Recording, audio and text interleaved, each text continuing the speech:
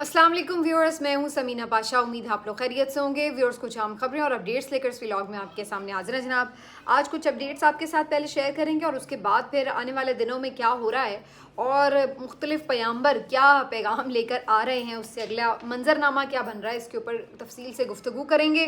कुछ अपडेट्स हैं जी। इमरान खान साहब की कल मुलाकात का दिन है, कौन जाएगा मिलने और कौन नहीं। इसके साथ अमरीकी जनरल को जो सितारा इम्तियाज़ दिया गया है उसके ऊपर भी काफ़ी गम और गुस्से की लहर है और काफ़ी तनकीद हो रही है। वजह क्या है आपको बताते हैं। इसके साथ आज कसूर में एक नाखुशगवार वाक़या एक बच्ची के साथ पेश आने की वीडियो जो है वो वायरल हुई। वाक़या शायद एक आध दिन पुराना हो, लेकिन वीडियो आज उसकी मंजर आम पर आई और फ़ौरन ही पुलिस ने एक्शन करते हुए उस शख्स को हिरासत में भी ले लिया। उसका क्या अंजाम हुआ इसके ऊपर आपको तफसील भी बताते हैं। और फिर जैसे कि मैंने कहा कि कुछ पैगंबर जो पैगाम लाए हैं उनके पैगामों से कुछ नतीजा अख्ज़ करने की कोशिश करेंगे कि आने वाले दिन किस तरफ जाते हुए नज़र आ रहे हैं। आपसे रिक्वेस्ट है कि चैनल को सब्सक्राइब कर लें अगर अभी तक सब्सक्राइब नहीं किया। तो पहले कुछ अपडेट्स दे देते हैं जी। इमरान खान साहब का कल मुलाकात का दिन है, मंगल का रोज़, और इस दिन फैमिली और वकला की मुलाकात हुआ करती है, जो कि अदालत के मुताबिक है, लेकिन होती नहीं है। वो आपको पता है किसके मुताबिक है। बहरहाल इमरान खान साहब की बहनें ज़ाहिर है कल भी जाएंगी और इसके साथ साथ 6 वकला की एक लिस्ट भी जेल इंतज़ामिया को दे दी गई है, जिनमें कमोबेश वही नाम है जो हर हफ्ते तकरीबन होते हैं, यानी सलमान अकरम राजा साहब, बैरिस्टर गौहर साहब, नियाजुल्लाह नियाजी साहब, नईम हैदर पंजोता साहब, इरफान साहब और ज़हीर अब्बास साहब। तो ये तमाम लोग जो हैं कल पहुंचेंगे अडियाला जेल। लेकिन एक और दिलचस्प बात यह है कि कल ही तोशाखाना केस 2 का जो ट्रायल है, जो दोबारा से शुरू हुआ है, ये ट्रायल इसकी भी जो है वो समाअत होनी है अडियाला में। तो बड़े तरीके से जज साहब एन मंगल वाला दिन रखते हैं ट्रायल का, ताकि वो दिन ऑटोमेटिकली अगर कोई आ जाता है अंदर वकील, तो वो वही सिर्फ मुलाकात कर पाता है और अलग से जो एक फैमिली से मुलाकात का मौका होता है वो नहीं मिल पाता। वैसे तो वो काफ़ी दिनों से वैसे भी नहीं मिल पा रहा, इवन ट्रायल के ऊपर भी फैमिली को अंदर जाने नहीं दिया जा रहा। आज इमरान खान साहब के वकील खालिद यूसुफ चौधरी ने अलग से इसके ऊपर एक पिटिशन फाइल की है कि ये जो तोशाखाना का केस चल रहा है उसके अंदर उनके वकला को और उनकी फैमिली को दाखिल होने की इजाज़त नहीं है, समाअत देखने की इजाज़त नहीं है। तो इसके ऊपर उन्होंने एक अलग से जो है दरख्वास्त फाइल की है कि सुपरिटेंडेंट अडियाला जेल को हुक्म दिया जाए कि वो उनको अंदर जाने दे और उनको समाअत का हिस्सा बनने से ना रोके। लेकिन जितनी मर्जी ये बेचारे पिटिशनें फाइल कर लें, पिटिशन्स भी इवन समाअत के लिए फ़िक्स नहीं होती। अभी दर्जनों पिटिशनें ऐसी पड़ी हुई हैं पीटीआई की, जो सिर्फ इस मुतालिक हैं कि जी अर्ली हियरिंग कर लें, मुलाकात करवा दें, या बाकी जो फैमिली मेम्बर्स हैं उनको विटनेस करने दें ट्रायल, और इस टाइप की या सहूलियात से मुतालिक या इस तरह की चीज़ों के ऊपर भी दर्जनों जो पिटिशन्स हैं वो ज़ेर समाअत हैं मुख्तलिफ अदालतों में। लेकिन इसके बावजूद भी इसके ऊपर जो है आपको कोई पेशरफ्त होती नज़र नहीं आती, और जो फिर मरकज़ी अपीलें हैं या सज़ा मुअत्तली की अपीलें हैं वो सब अलग हैं, इसके अलावा हैं। उनकी तो कोई बारी का नाम निशान ही नहीं है कि वो कब तक समाअत के लिए फ़िक्स होंगी। जो नैब का केस है उसके अंदर भी आपको पता ही है कि 4 हफ्ते का वक्त मांगा था नैब प्रोसिक्यूटर ने, लेकिन अब 6 हफ्ते हो चुके हैं और अब पूरी अगली जो ये गर्मियों की छुट्टियां चल रही हैं इस दौरान कोई इम्कान भी नज़र नहीं आ रहा कि ये केस दोबारा समाअत के लिए फ़िक्स होगा। हालांकि आज वही डिविजनल बेंच जो ये केस सुन रहा है, ऑलरेडी सुन रहा है, 2 समाअतें उसने की हैं, वो जो डिविजनल बेंच है वो दस्तयाब भी था आज, लेकिन उसके बावजूद भी इमरान खान की जो दरख्वास्त थी उसको हेयरिंग के लिए फ़िक्स नहीं किया गया। तो ये सारी गेम अब बड़ी वाज़ेह है कि क्यों तमाम हाई कोर्ट्स में से लाहौर हाई कोर्ट के ही 16वें नंबर के जज को ही स्पेशली उठाकर चीफ जस्टिस बनाया गया। अब ये कोई ढकी छुपी बात नहीं है कि उसके पीछे क्या अज़ाइम थे, और वो अज़ाइम अच्छी तरह से फुलफ़िल भी होते हुए नज़र आ रहे हैं। बहरहाल अब देखते हैं कि इमरान खान साहब से मुलाकातें कल भी हो पाएंगी या नहीं, या इवन उनका जेल ट्रायल हो तो उसमें भी उनकी फैमिली को जानने दिया जाएगा या नहीं। तो ये तो इमरान खान साहब के हवाले से पैगाम हो गया, लेकिन इसके साथ साथ जो इमरान खान साहब ने 5 अगस्त की कॉल दे रखी है उसके हवाले से भी आज एक अहम मीटिंग जारी है, जिसमें बैरिस्टर गौहर भी मौजूद हैं, दीगर भी क़यादत मौजूद है, और इसमें 5 अगस्त की जो हिकमत अमली है उसको तैयार किया जा रहा है। उमर अयूब साहब का ये कहना है कि हमारी हिकमत अमली तैयार हो चुकी है, और इसकी जो अनाउंसमेंट है वो महमूद खान अचकज़ई करेंगे। तो ऑलरेडी एक इजलास में फ़ैसला हुआ है कि पीटीआई अपने तौर पर अकेला एहतजाज करने के बजाय इसको तहरीक तहफ़्फ़ुज़ आईन पाकिस्तान के प्लेटफॉर्म से एहतजाज की तरफ जाया जाए, जिससे एहतजाज में एक ज़्यादा पावर भी आएगी और उसकी जो जिम्मेदारी है वो भी डिवाइडेडली बाकी पार्टीज़ पे भी आएगी। तो अब देखते हैं कि जी 5 अगस्त को क्या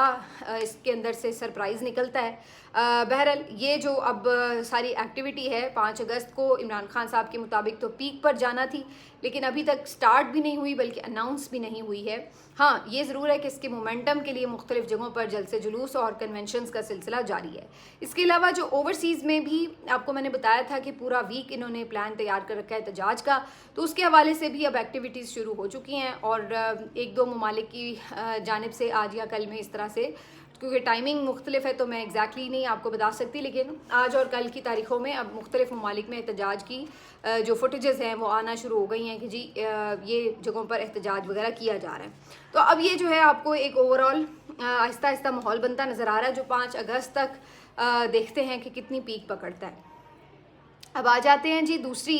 जो खबर है इम्पॉर्टेंट, वो क्या है जी, अमरीकी जनरल कोरेला को तमगा इम्तियाज़ दिया गया है और ये एक मुख्तलिफ किस्म की नौयत का तमगा इसलिए करार दिया जा रहा है क्योंकि वैसे तो मुख्तलिफ ममालिक आपस में जर्नैलों को खुश करने के लिए ये सिलसिले करते ही रहते हैं, लेकिन इस जर्नैल की ऐसी कौन सी खसूसियात थी कि जिनकी बिना के ऊपर इनको ये तमगा दिया गया। इसके ऊपर बड़ी तनकीद हो रही है क्योंकि जो मलिहा लोधी साहिबा हैं उन्होंने भी इनके बारे में बताया है कि इनके क्या क्रेडेंशल्स हैं। इसके अलावा मुख्तलिफ जो लोग आलमी उमूर पर नज़र रखते हैं, जंगी उमूर पर नज़र रखते हैं, तो वो ये बताते हैं कि ये जो जनरल साहब हैं ये बेसिकली मुख्तलिफ जो वॉर क्राइम्स हैं उसका ख़ुद हिस्सा रहे हैं। अफ़गानिस्तान में वॉर इन्होंने अमली तौर पर लड़ी है। इसके अलावा जो गज़ा में सिचुएशन है उसके पीछे भी इनकी एक मदद और मावनत हासिल है, इनका विज़न है। और इसके अलावा भी जो मुस्लिम ममालिक में जो कुछ जगह जगह पे अमेरिका की तरफ से एक प्रॉब्लम क्रिएट की जाती रही है, तो ये साहब जो हैं ये उसमें मुख्तलिफ़ जगहों पर मुख्तलिफ़ किस्म की खिदमात अंजाम देते रहे हैं, कभी सामने से और कभी पीछे से। और ये जो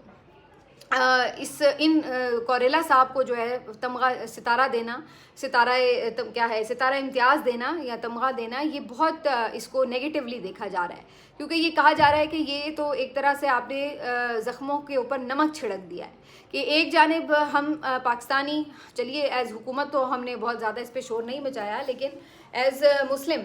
जो आपकी पाकिस्तानी कौम है वो ज़ाहिर इस तकलीफ़ में मुब्तला रही है कि गज़ा के साथ जो हुआ है, और आप ऐसे लोगों को अगर यहाँ पे बुला के तमगे दें और उनको इनाम व इकराम से नवाजें, तो फिर उसके बाद इंसान क्या सोचे कि हम क्या इतने बेहिस हो चुके हैं कि हमें जो दूसरे ममालिक के साथ जुल्म हो रहा है वो नज़र नहीं आ रहा। हमें सिर्फ अपना मफाद इस वक्त अजीज़ है कि जी अगर हम इन जर्नैलों को, अमरीकी जर्नैलों को खुश कर देंगे तो जी हमारे मुल्क की मफाद में ये बड़ा अच्छा हो जाएगा, लिहाजा हम गज़ा के मासूमों का जो खून है वो भूल जाएँ और जो बाकी तमाम चीज़ें हैं वो उनको हम पसे पुश्त डाल दें। तो ये एक बहुत ही एक मेरा ख्याल है तकलीफ़ दह चीज़ है, लेकिन कहने वाले तो कह रहे हैं कि भाई इनका बस चले तो ये तो नेतन्याहू को भी तमगा पहना दें किसी तरह, क्योंकि जब आप इस बात को बालाए ताक ही रखते हैं कि कौम के एहसासात क्या हैं, तो फिर तो आप किसी भी हद तक गुजर सकते हैं, बस उससे आपको कोई ना कोई फ़ायदा मिलना चाहिए। तो जो ये इस वक्त मेंटालिटी है इस रजीम की, उसमें तो आपको पता है किसी भी हद तक जाया जा सकता है। इसी हवाले से जुड़ी जो एक अहम ख़बर है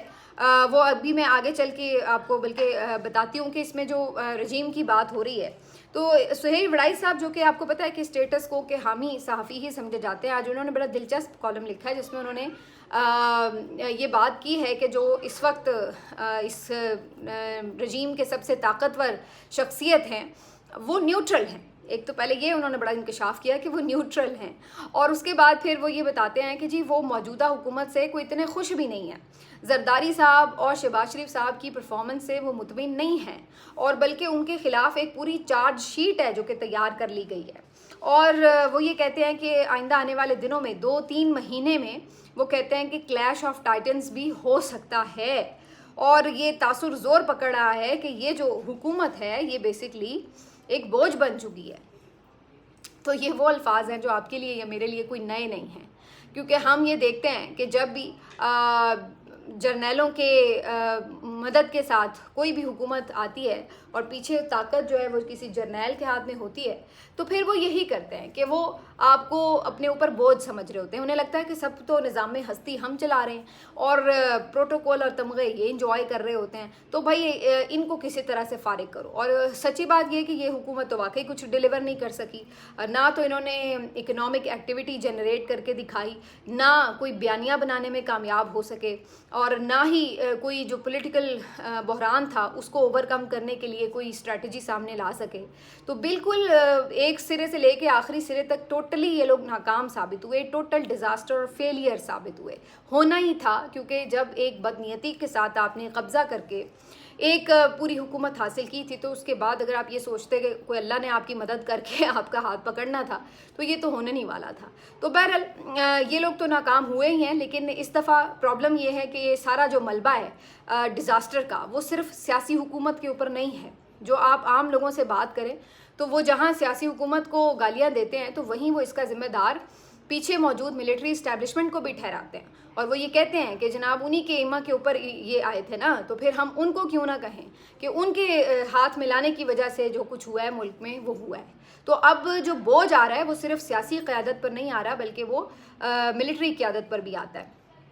और ये भी अब यानी ऐसी कोई, पहले तो ये होता था कि जो कोई निकाला जाता था इक़्तिदार से, वो आके लोगों के सामने ये बयानियाँ बनाता था कि जी पीछे तो ये था, उस पर भी जिम्मेदारी डालें, उस पर बोझ डालें, मैं तो कठपुतली था, मेरे पास तो कोई इख्तियार नहीं था। लेकिन अब की दफ़ा ये बयानियाँ बनाने की ज़रूरत भी नहीं है हुकूमत को, ये ऑलरेडी बना हुआ है, क्योंकि सारी पब्लिक को पता है कि इस हुकूमत के पास ना कोई इख्तियार है, ना कोई अखलाकी जवाज़ है, इनके पास कुछ भी नहीं है। इनके पास सिर्फ बूट के तस्मे हैं जिनके साथ ये लोग लटके हुए हैं, और जब तक उस बूट से इनको ठुड्डा नहीं पड़ जाता ये लटके रहेंगे, क्योंकि इसके अलावा इनके पास कोई ऑप्शन नहीं है। अवाम से ये बहुत दूर हो चुके हैं और अवाम इनसे दूर हो चुकी है, तो इनके पास सिर्फ एक ही ऑप्शन है कि वो जो बूट के तस्मे हैं उनको ज़ोरदार तरीके से थामे रखें, हर मुमकिन कोशिश करें कि उन्हें खुश कर लें। लेकिन इस दफ़ा ये मुमकिन है कि वो भी तंग पड़ गए हों कि चलो जी फिर इनको हटाओ, डायरेक्टली सामने आते हैं। अब वो डायरेक्टली सामने आना जो है उसका क्या मतलब और क्या मकसद या क्या उसकी अमली तस्वीर हो सकती है,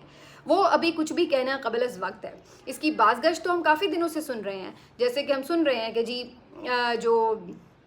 कोई तरमीम लाई जाएगी और कोई शख्सियत सदर बन जाएंगी। किसी के बारे में ये कहा जा रहा है कि नहीं वज़ीर आज़म हट जाएंगे और मोहसिन नकवी साहब को वज़ीर आज़म बना दिया जाएगा। वैसे तो अभी भी मोहसिन नकवी साहब जो हैं वो वज़ीर आज़म के तौर पर ही अपना प्रोटोकॉल यूज़ करते हैं। एक वीडियो भी कल जारी हुई थी, बड़ी दिलचस्प वीडियो थी, मोहसिन नकवी साहब और शहबाज शरीफ साहब जो हैं उनकी मुलाकात की वीडियो जारी हुई थी, जिसमें देखा जा सकता है बॉडी लैंग्वेज, क्योंकि आवाज़ नहीं थी उस वीडियो की, तो बॉडी लैंग्वेज को अगर आप रीड करें तो वो पता चल रहा है कि मोहसिन नकवी साहब बाकायदा डोमिनेट कर रहे हैं।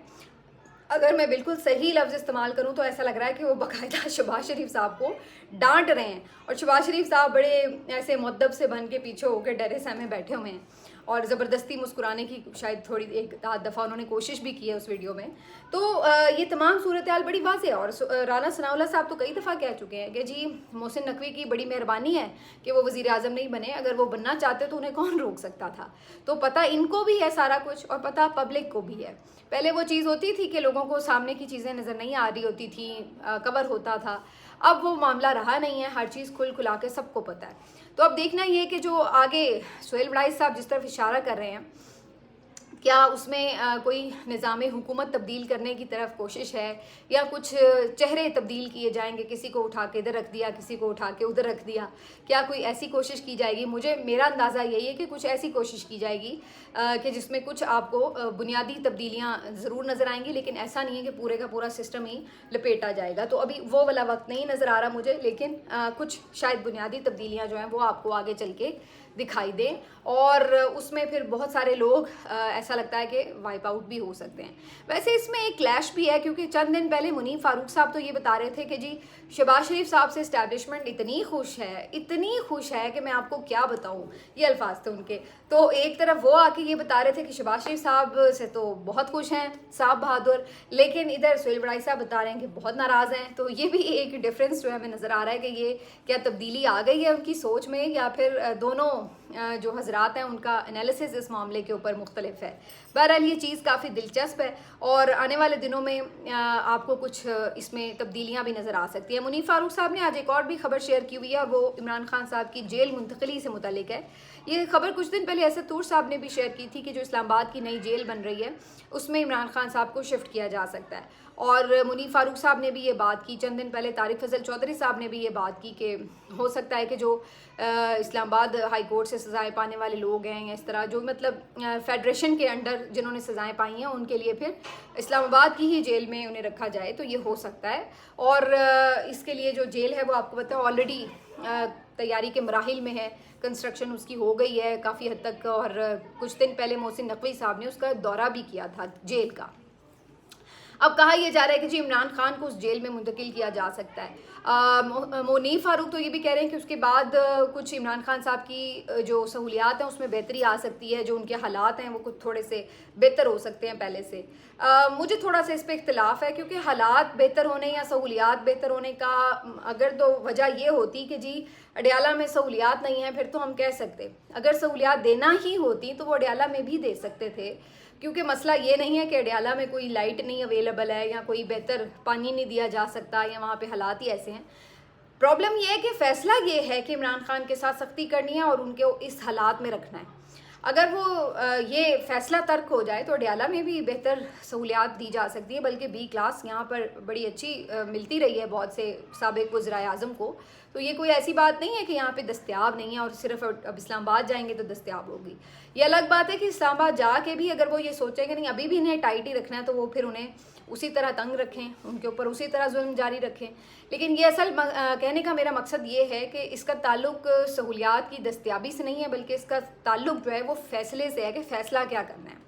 बाकी ऐन मुमकिन है कि इमरान खान साहब को इस्लामाबाद मुंतकिल किया जाए और उस जेल में रखा जाए, लेकिन